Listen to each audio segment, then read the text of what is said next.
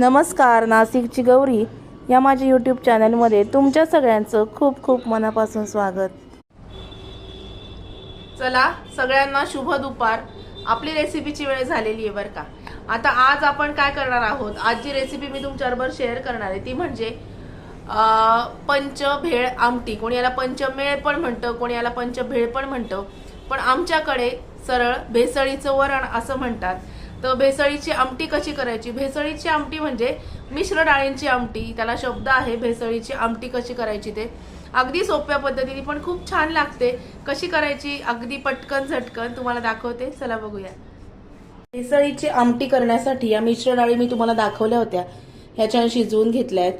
खोबरं लागणार आहे, लसूण, कढीपत्ता आणि आलं। याच्यामध्ये खोबरं, लसूण आणि आलं हे आपण मिक्सरमध्ये वाटून घेणार आहोत। हा खोबरं मी किसून घेतलंय थोडं, हा लसूण, आल्याचा तुकडा आणि हे खोबरं। थोडंसं खोबरं वाटून घ्यायचं आणि थोडंसं खोबरं मी असंच फोडणीमध्ये टाकणार आहे, थोडं तसंच राहू दिलंय। आणि लसूण, आलं आणि खोबरं थोडंसं मी वाटून घेणार आहे, थोडं तसंच ठेवायचं। आता मी खोबरं, लसूण आणि आलं थोडंसं वाटून घेतलं। आता आपण फोडणी करून घेऊया। फोडणी आपली रेग्युलर जिरे मोहरी घालून करणार आहोत। साधारणतः 1 ते 1.5 पळी तेल मी कढईमध्ये घेतलेलं आहे। खूप जास्त तेल वापरायचं नाही या वरणाला वगैरे। मोहरी, थोडेसे जिरे,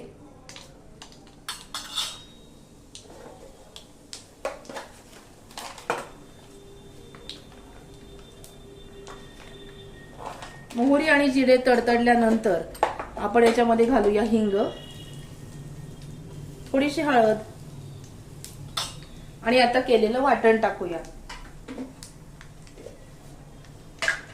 हे जे वाटण वाटून घेतलेलं आहे आपण हे याच्यामध्ये टाकायचं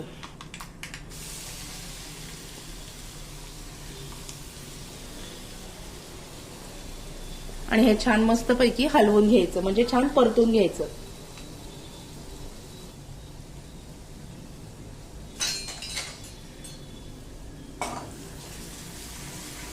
एकदम छान असा खमंग वास येतो आणि हे छान मस्तपैकी मी आता परतून घेतलेलं आहे। खूप जास्त डार्क रंगावर परतायचं नाही, थोडंसं परतायचं, रंग बदल होईपर्यंत। आता हे जी शिजलेली डाळ आहे ही आपण याच्यामध्ये घालूया।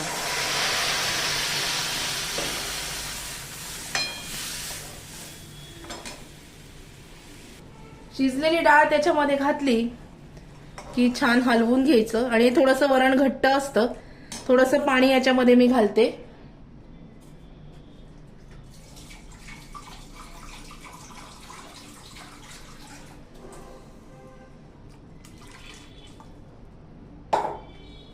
गॅस मोठा करायचा। खूप सोपी पद्धत आहे बरं का हे वरण करण्याची आणि लागतं सुद्धा खूप चविष्ट। आता हे जे खोबरं आपण थोडंसं कच्चं ठेवलेलं आहे न वाटता ते आपण याच्यामध्ये वरतून घालायचं। कढीपत्त्याची एक कच्चीच काडी फोडणीमध्ये न घालता ती फक्त याच्यामध्ये टाकायची स्वादापुरती। नंतर आपण आता मीठ घालूया अंदाजाने।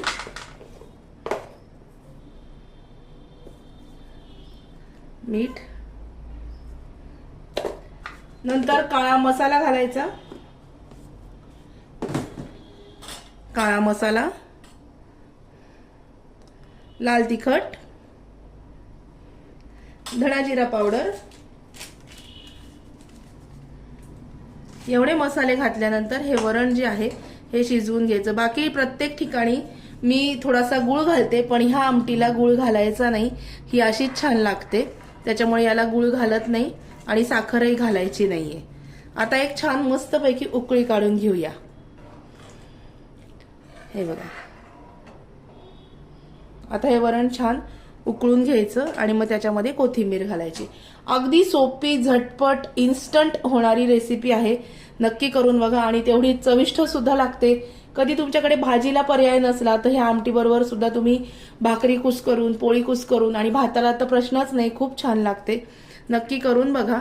गॅस बारीक करते मी आणि आमटी उकळून घेते आणि बोलते तुमच्याशी परत। हे बघा आमटी मस्तपैकी उकळलेली आहे आणि एकदम साधी सिंपल पटकन झटकन होणारी रेसिपी आज तुमच्याबरोबर शेअर केली. आता घालूयात हिरवीगार कोथिंबीर. कोथिंबीर मला रोज भाज्यांमध्ये आणि रोज आमट्यांमध्ये लागतेच, म्हणून मी रोज कोथिंबीर वापरते. हे बघा अशा पद्धतीने आपलं भेसळीचं वरण म्हणा, पंचभेळ आमटी म्हणा, मिश्र डाळींची आमटी म्हणा ही तयार आहे. कसा वाटला आजचा व्हिडिओ मला नक्की कळवा. व्हिडिओ आवडला असेल तर व्हिडिओला लाईक करा, शेअर करा, सबस्क्राईब करा. भेटूया अशाच नवीन व्हिडिओमध्ये नवीन विषयाबरोबर उद्याला.